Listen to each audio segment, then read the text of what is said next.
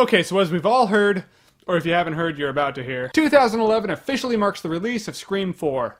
Or Screform, as the poster calls it. And if anyone remembers, after Scream 3 came out, Wes Craven said Scream is a trilogy, and the trilogy is done. There is no more Scream.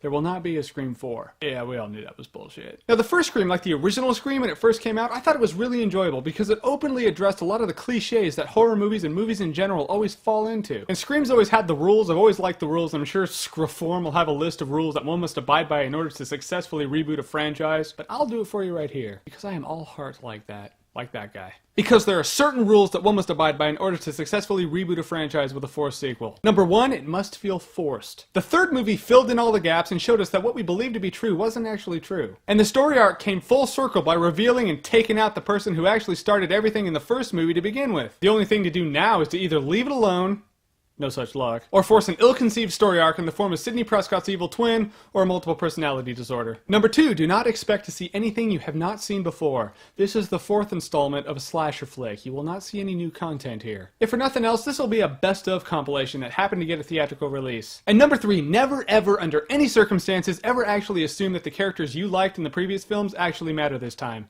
Because they won't matter, for a couple reasons. One, because they're going to be replaced by younger, hipper, hotter people. And two, the resolution that they reached at the end of the third movie will be totally negated by the simple creation of the fourth movie. And if their issues in resolution don't matter, then they don't matter. I think that makes sense. And yes, I do know that Neve Campbell, David Arquette, and Courtney Cox actually did sign on for Screform, but that doesn't mean they're gonna matter. Now, Wes Craven did address that the pattern of horror movies is that they make a zillion sequels and then remakes and reboots, and he did say that Screform is gonna poke fun at this. So who knows, maybe Scream 4 will be a fun slap in the face to studio douches and reboots and remakes. But for the time being, I'm gonna go ahead and stick to my rules I listed earlier. But what's the catchphrase to Screform? New decade, new rules? So we get a new rule now? We get like 4 rules instead of 3? Alright, here we go.